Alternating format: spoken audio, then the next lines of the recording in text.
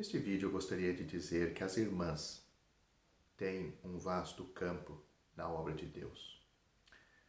Quando tratamos do serviço de todos os membros do corpo de Cristo para a edificação de si mesmo em amor, então é evidente que as irmãs também estão compreendidas.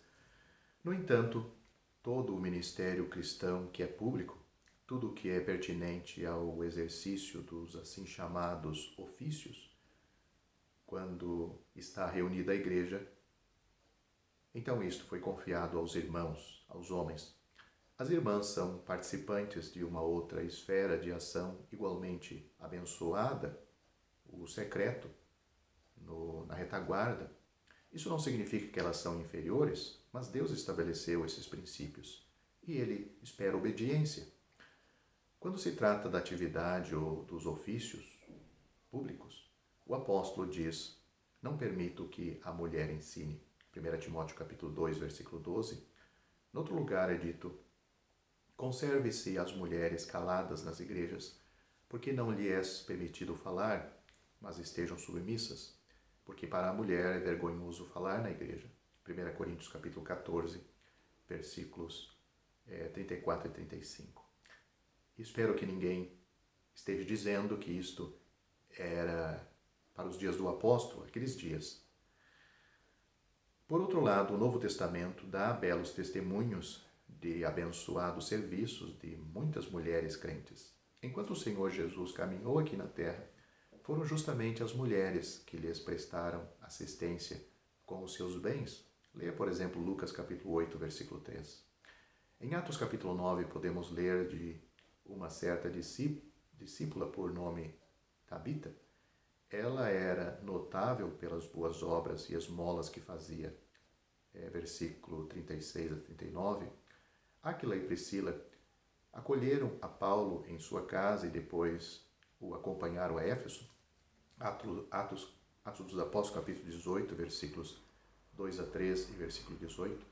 Ali tomaram consigo a Apolo, que falava ousadamente a respeito do Senhor Jesus na sinagoga, e com mais exatidão lhe expuseram o caminho de Deus. Versículos 25 e 26. Ambos receberam do apóstolo um maravilhoso testemunho em Romanos capítulo 16, versículo 13 e 4. Enquanto que o nome da mulher é até mesmo mencionado em primeiro lugar. Saudai a Priscila e a Áquila, meus cooperadores em Cristo Jesus, os quais, pela minha vida, arriscaram as suas próprias cabeças. O mesmo capítulo de Romanos 16 ainda dá outros belos testemunhos de mulheres que se deram ao Senhor e que se tornaram em bênção para muitos. Note o que é dito: recomendo-vos, pois, Febe, nossa irmã, a qual serve na igreja que está em Cencreia, porque tem hospedado a muitos, como também a mim mesmo. Versículos 1 e 2. Saudai a Maria, que trabalhou muito por nós. Versículo 6. Saudai a Trifena e a Trifosa, as quais trabalharam no Senhor. Saudai a amada Pérsida, a qual muito trabalhou no Senhor. Versículo 12. Em Filipenses capítulo 4, lemos de Evódia e Sintique, que se esforçaram com Paulo no Evangelho, também com Clemente e com os demais cooperadores do apóstolo. Versículos 2 e 3. O Espírito Santo achou por bem deixar relatados estes e outros testemunhos de serviços desempenhados fielmente para o Senhor, para que nos forneça e nos fossem de ânimo e exemplo. Podemos ainda notar o cuidado do Espírito Santo quando, tratando de critérios para a igreja sustentar as suas viúvas crentes, cita exemplos de atividades que aprecia ver as irmãs exercendo.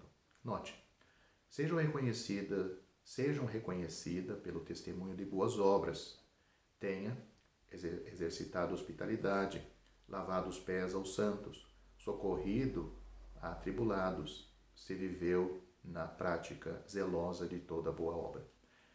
1 Timóteo capítulo 5, versículo 10. Se uma irmã